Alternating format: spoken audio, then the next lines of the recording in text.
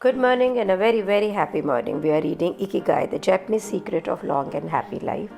और हम बात कर रहे हैं gentle movements and longer life की, कि बहुत एग्रेसिव एक्सरसाइज नहीं, बहुत ही gentle movements जो आपके joints के लिए, जो आपकी stretching के लिए परफेक्ट हो.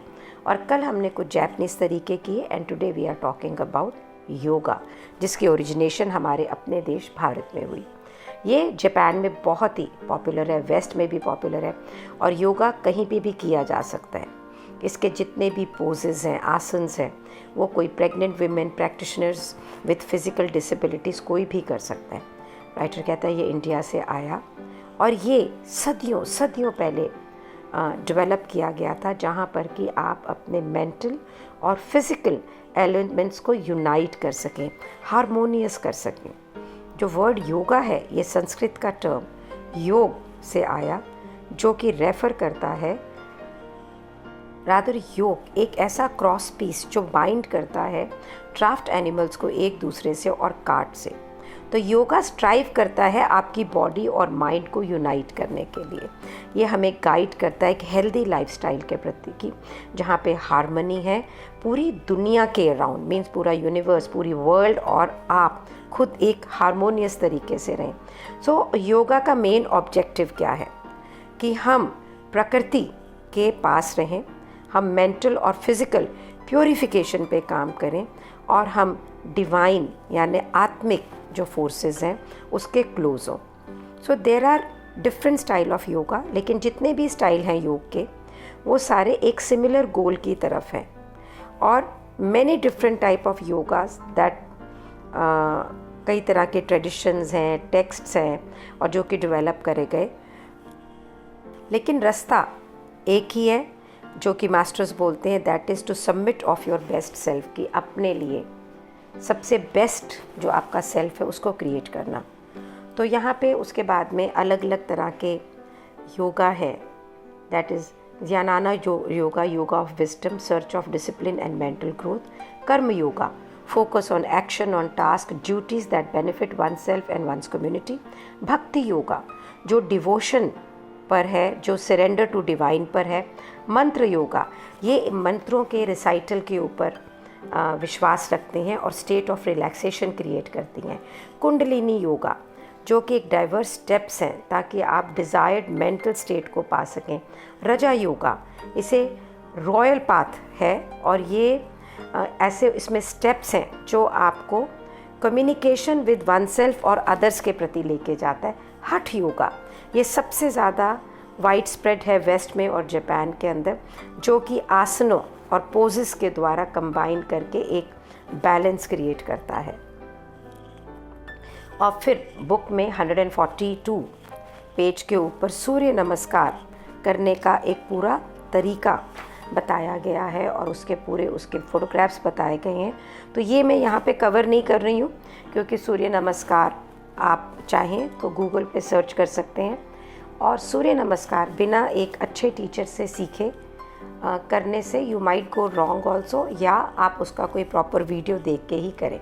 सो पेज नंबर 145 पे जाते हैं, विच इज़ अबाउट टाई ची, जिसका जन्म चाइना से हुआ है. ये एक तरह का चाइनीज़ मार्शल आर्ट है और इसको भी हम बुद्धिज़्म और के टाइम से देख सकते हैं, हंड्रेड्स एंड हंड्रेड्स ईयर पहले से, और ये बहुत ही जापान में पॉपुलर है. सो चाइनीज़ ट्रेडिशंस के हिसाब से इसे टाओइस्ट मास्टर जो थे उन्होंने क्रिएट किया था और 19th सेंचुरी के अंदर ये पूरी दुनिया के अंदर दोबारा जाना गया.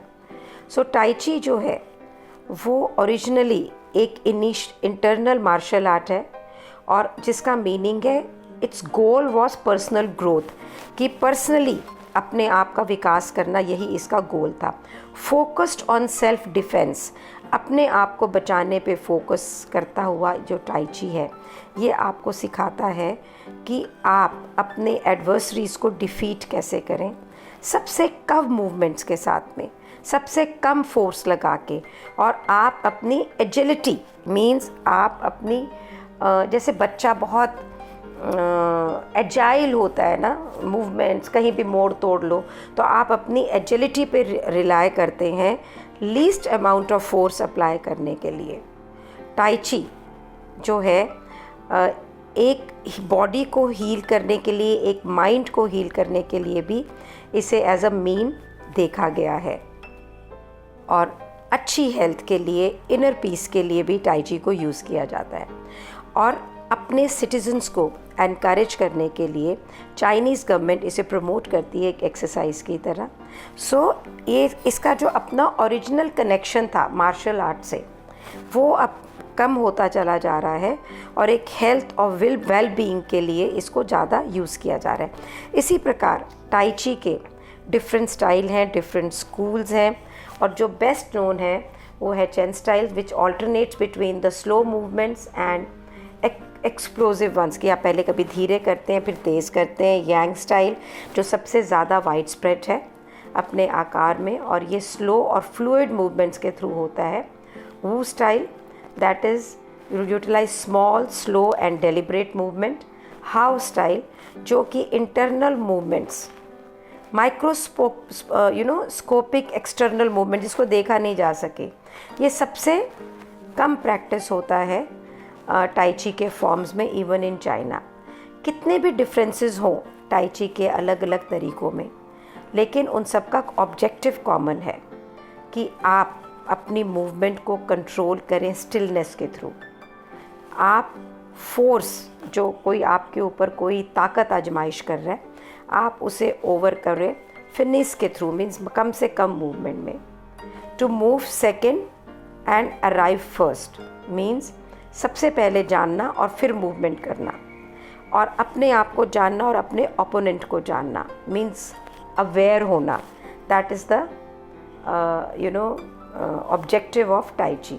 और जो 10 बेसिक प्रिंसिपल हैं टाई ची के according to the master Yang Cheng Fu, वो ये हैं कि अपने आप का जो क्राउन ऑफ योर हेड है, जो आपके सर का सबसे ऊपर का हिस्सा है, उसको एलिवेट करना और अपनी पूरी एनर्जी को वहाँ पे फोकस करना। अपनी चेस्ट को टाइटन करना और एक्सपैंड करना अपनी बैक को, ताकि आप अपनी लोअर बॉडी को लाइटन कर सकें। अपनी वेस्ट को रिलैक्स करना और वहाँ से अपनी बॉडी को गाइड करना। डिफ्रेंशिएट लर्न करना कि हैवीनेस और लाइटनेस में क्या होता है, और अपनी वेट को कैसे आप अपनी बॉडी में डिस्ट्रीब्यूटेड रखते हैं। शोल्डर्स को रिलैक्स करना और फ्री मूवमेंट को अलाउ करना अपने आर्म्स के, ताकि आपकी एनर्जी का फ्लो बढ़ सके। Value the agility of the mind, अपनी माइंड की एजिलिटी की कीमत करना, और जिससे कि आप अपनी बॉडी को स्ट्रेंथ दे सकते हैं। Unifying your upper and lower body, जैसे कि एक concert, they act in a concert, जैसे कि म्यूज़िकल कॉन्सर्ट में एक तालमेल होता है, उस तरह से आपकी अपर बॉडी और लोअर बॉडी का तालमेल होना। यूनिफाई करना आपकी इंटरनल और external mind, body and breath को, उसको सिंक्रोनाइज करना। अपनी मूवमेंट को ब्रेक नहीं करना, उसके फ्लो को ब्रेक नहीं करना। मेंटेन करना फ्लूइडिटी एंड हार्मनी को, और अपनी मूवमेंट में स्टिलनेस को देखना, स्थिरता को देखना। एक एक्टिव बॉडी जो है वो एक काम माइंड को लीड करती है। मेरे फादर हमेशा ना एक बात बोलते थे, busy bee has no sorrow, कि अगर आप हमेशा बिज़ी रहते हैं काम के अंदर तो आपको दुख का कभी पता ही नहीं लगेगा। और ये मेरे लिए एक गुरु मंत्र की तरह है। जनरली तो बिज़ी रहने का मतलब ये नहीं कि आप अपने आप को स्ट्रेस में कर रहे हैं या ज़बरदस्ती कर रहे हैं, लेकिन I am always busy. I am reading books, I am doing some my household activities, I am busy in my business, I am busy training myself, I am busy training people. तो मैं हमेशा किसी न किसी चीज़ के अंदर लगी हुई होती हूँ। और जब भी मुझे लगता है कि अच्छा अरे यार लाइफ क्या है, तो मैं हमेशा अपने पापा को याद करती हूँ, busy bee has no sorrow, so I have no time to think about दुख, about sorrow. That doesn't mean कि मैं स्टिल नहीं हूँ, मैं साइलेंट नहीं हूँ, मैं स्पिरिचुअल नहीं हूँ। जब हम बिज़ी होते हैं ना, तो हम सबसे ज़्यादा स्टिल होते हैं, सबसे ज़्यादा स्थिर होते हैं, फजूल की चीज़ें नहीं सोच रहे होते, हमें पता होता है कि हमारे लिए रास्ता क्या है, राइट।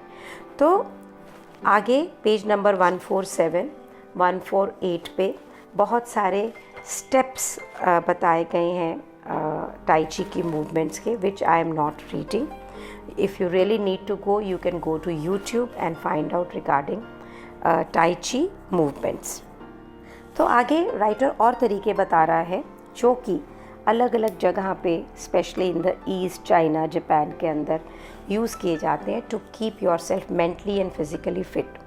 तो why don't you explore today, go to Google and see what Tai Chi is, what yoga is.